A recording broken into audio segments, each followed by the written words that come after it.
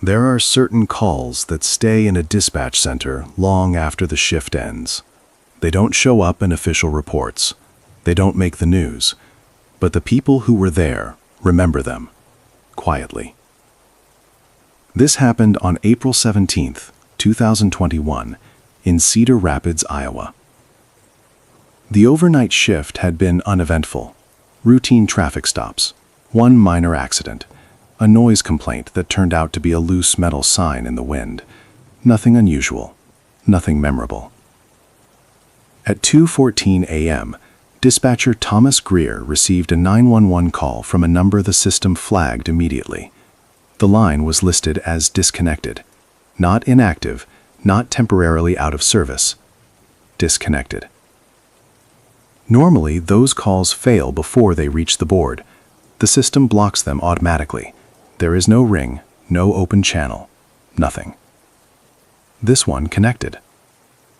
Thomas answered in the same steady tone he always used. 911, what's your emergency? There was no response at first, just a faint open line, no background television, no traffic noise, no voices, just silence. Then he heard breathing. Slow, controlled, close to the receiver. Thomas leaned slightly toward his monitor. 911, can you hear me? He repeated. A man's voice answered. I don't think I'm supposed to be here. Thomas began typing immediately, pulling up the automatic location data attached to the number. The system populated an address on Maple Hollow Drive. His expression changed. That address had been condemned in 2019 after a structural collapse. The house was demolished later that year. The lot had been empty ever since. Sir, Thomas said evenly, can you confirm your location for me? I'm inside the house, the caller replied. The hallway light keeps flickering. Thomas kept his voice calm. Can you give me your name? There was a pause. Eric, the man said. Eric Lawson. Thomas ran the name through the system while keeping the line open. No immediate local records, no recent police contact. Nothing unusual. What's happening there tonight, Eric? Thomas asked. Another pause. I can hear someone upstairs. Thomas dispatched a patrol unit to the listed address, even though he already knew what they would find. Procedure required a response. Is anyone else inside with you? He asked. I don't know, Eric said. I can't see their faces. Thomas stopped typing for a moment. What do you mean you can't see their faces? They don't have any, Eric replied quietly. They're smooth. The line crackled faintly. Not like static. More like something dragging slowly across a wooden floor. Thomas kept his tone steady. Eric, officers are on the way. Stay where you are. Are you in a safe place right now? I locked myself in the bathroom, Eric said. But the door doesn't look right anymore. The patrol unit reported they were 2 minutes out. Thomas glanced again at the address. Maple Hollow Drive. Empty lot. No house. And yet the breathing on the line continued. Slow. Patient. Close. The patrol unit arrived at 2:18 a.m. Dispatch, we're on scene, the officer reported. Location appears clear. Thomas switched briefly to the radio channel. Confirm no visible structure? There was a pause while the officer stepped out of the cruiser. Body cam footage later showed a patch of uneven dirt and thin grass under streetlights. No foundation, no driveway, no debris from demolition. Affirmative, the officer replied. It's an empty lot. Thomas returned to the caller. Eric, he said carefully, officers are outside the address. Can you see any lights or hear them? There was a long stretch of silence. Then Eric spoke. No, he said, there aren't any windows. Thomas glanced at his supervisor, who had stepped closer to the console. Neither of them said anything.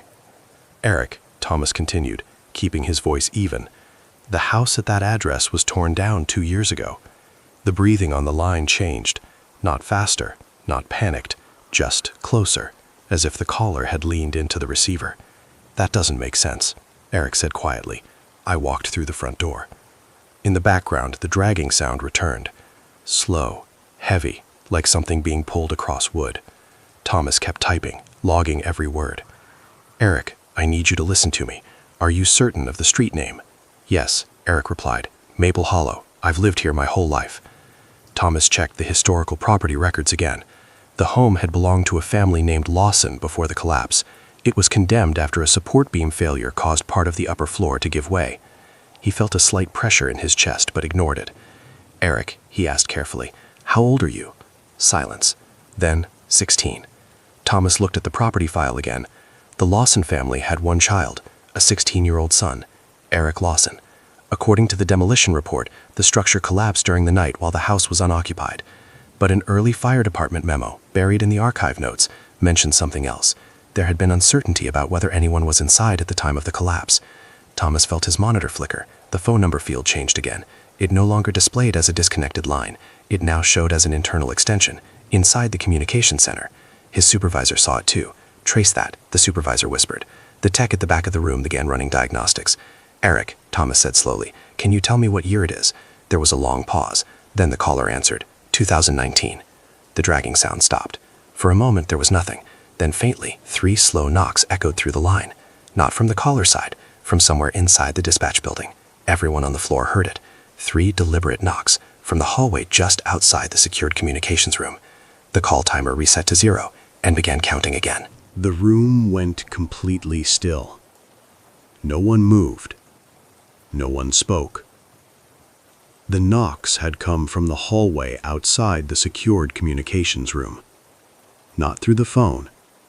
Not through the speakers. From the building itself. Thomas felt every set of eyes in the center turn toward the locked glass door at the end of the room. The security light above it was still green. No access alerts. No badge scans. The call timer on his screen had reset. 00.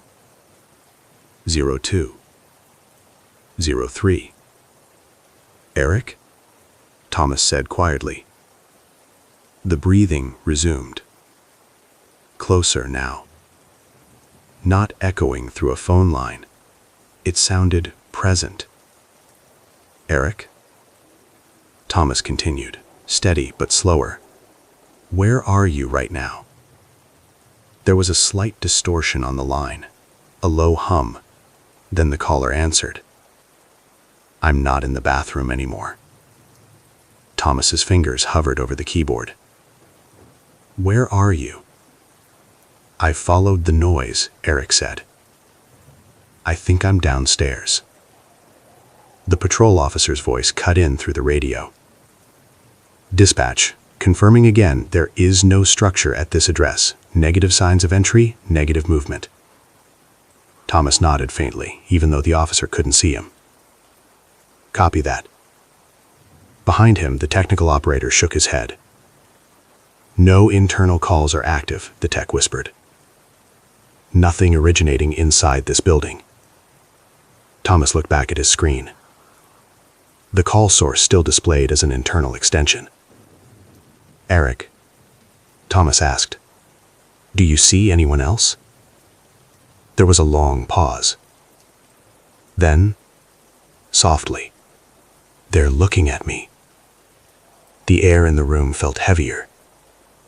"How many?" Thomas asked. "I don't know," Eric replied. "They don't stand still." The dragging sound returned. Louder this time. Not wood against wood. Concrete. Like something heavy shifting across cement. Thomas's supervisor stepped toward the hallway door. "Security just confirmed no movement outside," he said quietly. Another knock sounded. This time it came from the opposite wall. 3 slow taps. Several dispatchers flinched. Thomas didn't break his tone. "Eric?" I said carefully, "Listen to my voice. Stay where you are. Do not approach anything." "They're closer," Eric whispered. The audio picked up a faint echo, like the room around the caller had changed shape. "Eric?" I asked. "What do they look like?" There was breathing. Slow. Wet. "They're smooth," Eric said. "Like mannequins. But they bend wrong." A flicker passed across every monitor in the room. For half a second, all screens went black. When they came back, the building's internal camera feed replaced the dispatch interface. The hallway outside the communications center appeared on every screen. Empty. Still. Then, slowly, something moved at the edge of the frame. Not walking. Sliding. A pale shape. Tall and narrow, gliding along the wall toward the secured door. No face. No features. Just smooth skin reflecting the fluorescent lights. Someone in the room gasped. Thomas's voice remained steady. "Eric?" he said quietly. "Are they inside with you?" There was a pause. Then Eric answered. "No." The breathing stopped. A new sound filled the line. Footsteps. Heavy. Behind Thomas. Inside the room. Thomas did not turn around. Every instinct in his body told him to, but he stayed facing the monitor. His training overrode the fear rising in his chest. You don't abandon the call. You don't break contact. The footsteps behind him were slow, measured, not hurried. No one else in the room was moving. No one was speaking. Several dispatchers had frozen in place, staring toward the sound without daring to look directly at it. Thomas kept his voice even. "Eric," he said quietly, "stay with me. Tell me exactly what you see." The line was silent for 3 long seconds. Then Eric answered, "I see you." The words were soft, calm. Thomas felt his hands go cold. "Eric," he said carefully, "what do you mean?" Eric continued, "You're sitting at a desk. Blue monitor glow on your face. You haven't turned around yet." The supervisor took one slow step backwards. Thomas's reflection stared back at him from the dark edge of the screen. Behind him, in that reflection, something tall was standing just outside the frame, still, watching. Thomas did not blink. "Eric," he asked, steady but slower now, "where are you standing?" There was a faint scraping sound again, not distant this time, close. "I'm not standing," Eric replied. The overhead lights flickered once. The pale hallway camera feed flashed back onto the monitors for a split second. The pale shape was now directly in front of the secured communications door. The door handle began to turn. Security alarms should have triggered. They didn't. Thomas's call timer continued counting upward. 0217, 0218, 0219. "Eric," Thomas said, forcing his breathing to remain controlled. "What year is it?" There was a long pause. Then, 2021, Eric said. Another pause. "For you." The secured door opened. No badge swipe, no code entry. It opened slowly, inward. Cold air drifted into the room.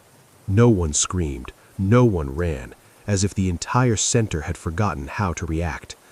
Thomas finally turned. The doorway was empty. The hallway beyond it was dark, though the building lights were still on. The footsteps stopped. The breathing on the phone line returned, slow, right against the receiver.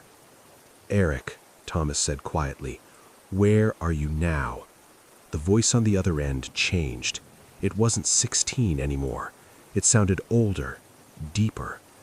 "I made it downstairs. The house isn't empty." Thomas's monitor flickered one last time. The call source field updated. No longer internal, no longer disconnected. It now displayed Thomas Greer's personal cell phone number, the one in his pocket, His phone vibrated against his hip. At the same time, the call on the console remained active. The breathing grew louder. And then Eric spoke one final sentence. "You left the door unlocked." The line went dead. Every screen in the dispatch center went black.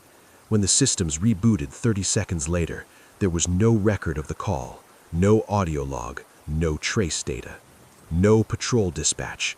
Unit 12 later confirmed they had never been sent to Maple Hollow Drive that night.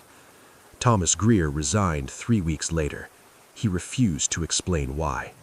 6 months after the incident, city contractors began grading the Maple Hollow lot for new development. During excavation, workers uncovered a portion of preserved foundation that demolition crews had somehow missed. In the concrete, scratched deeply into the surface, were 3 repeated words: "Not empty, not empty, not empty." And beneath them, carved carefully, were initials: E.L. In November of 2019, a regional hospital in western Pennsylvania reported a series of equipment failures during a single overnight shift. That is how the internal memo describes it: equipment failures. The phrase sounds harmless, technical, routine. It wasn't. Silver Oak Hospital sits just outside the town of Brookdale, Pennsylvania. Small population, mostly farmland, 2-lane roads. The hospital itself only has 43 beds and a limited emergency department. Overnight staffing is minimal: 1 ER physician, 2 nurses, 1 respiratory tech. Security posted at the front entrance. On November 12th, the night shift began at 11 p.m. At 12:47 a.m., room 214 registered a brief heart monitor disruption.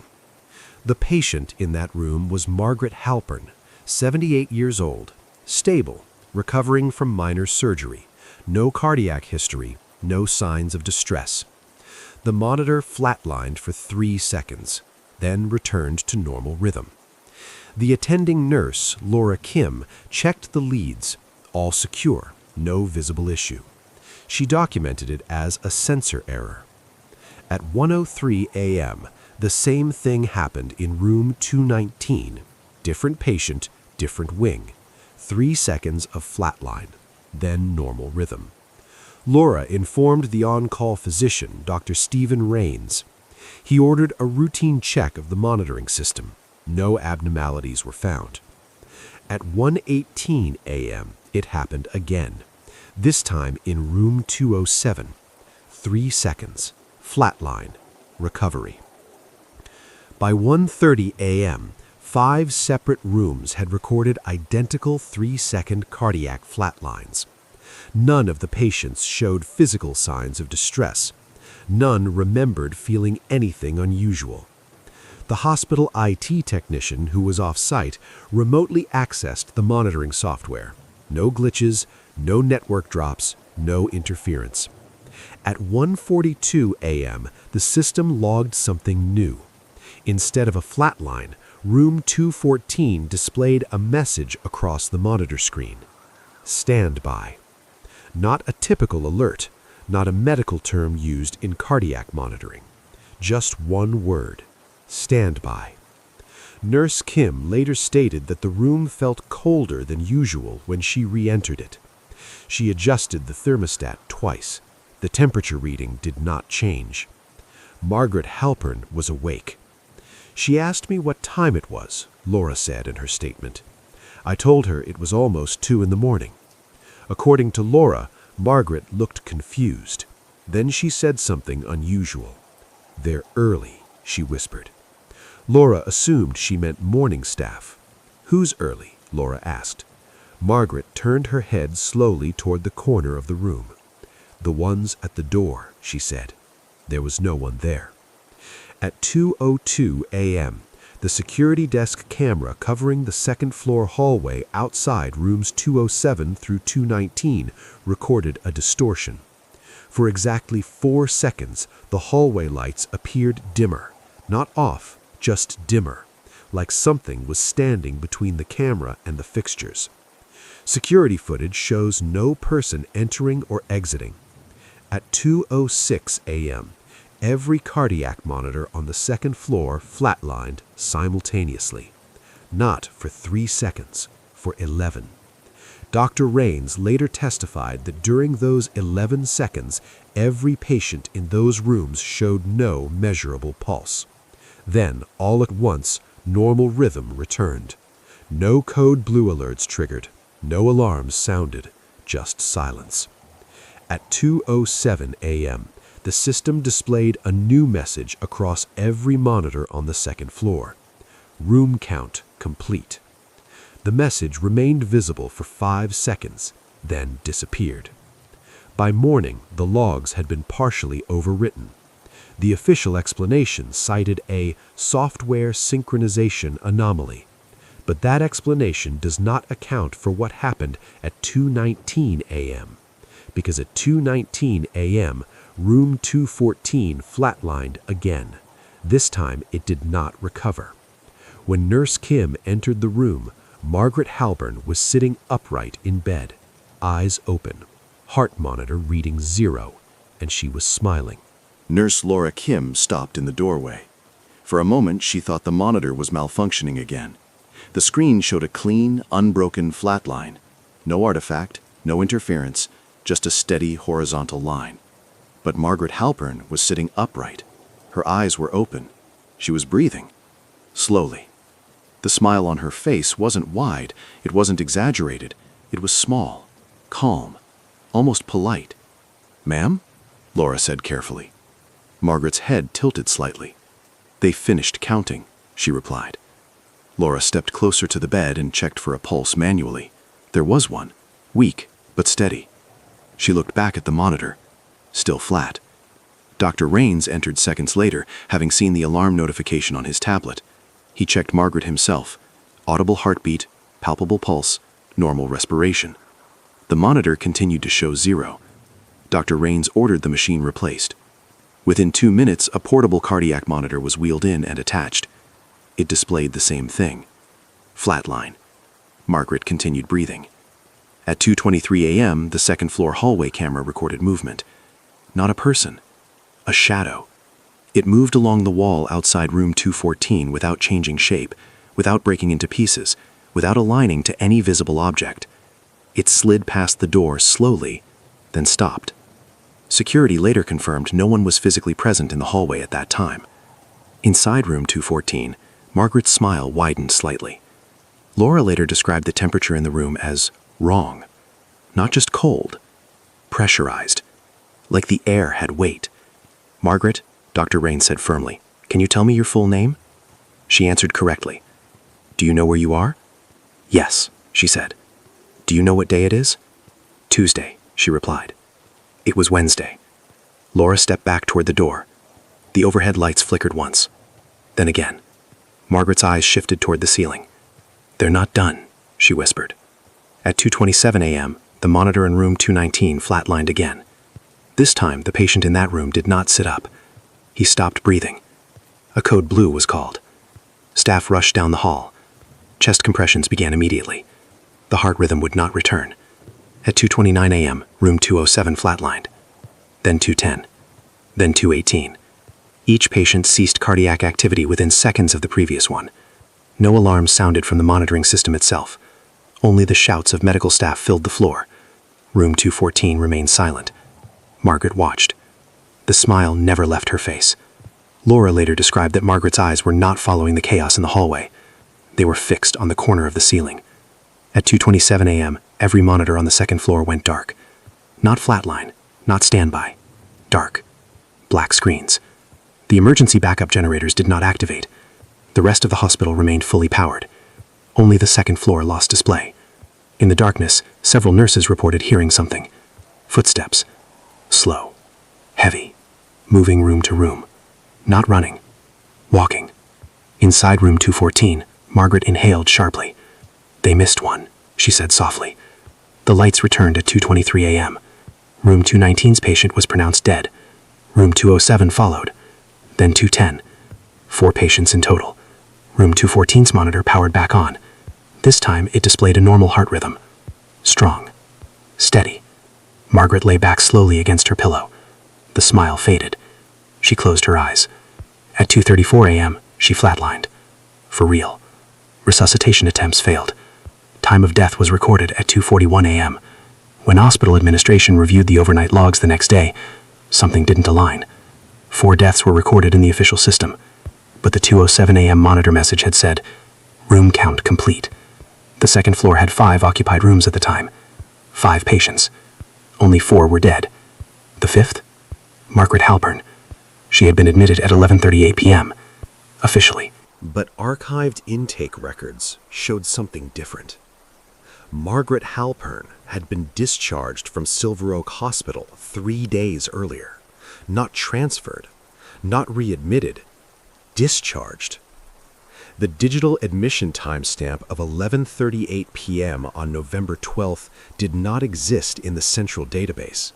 It appeared only on the second floor nursing log. Every other department record showed her previous discharge date. When administration questioned the intake nurse from that evening, she insisted she had processed Margaret personally. She walked in with her daughter, the nurse said. I put the wristband on her myself. Security footage from the main entrance showed no such arrival. Between 10 p.m. and midnight, only 2 visitors entered the building. Neither matched Margaret or any family member connected to her. Her daughter, when contacted, was confused. My mother passed away in her sleep last weekend, she told hospital administration. At home. The death certificate confirmed it. Margaret Halpern had died on November 8th, 4 days before the night shift incident. The body had already been cremated. The hospital administration assumed clerical error, identity mix-up, documentation failure.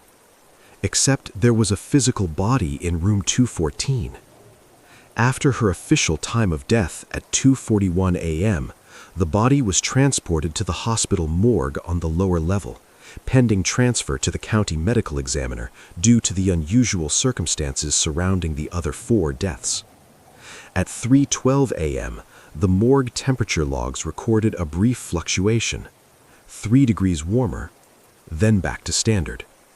No one noticed until later. At 4:26 a.m., a motion alert triggered inside the morgue storage area. The security officer on duty checked the live feed. The room was empty except for 2 covered gurneys.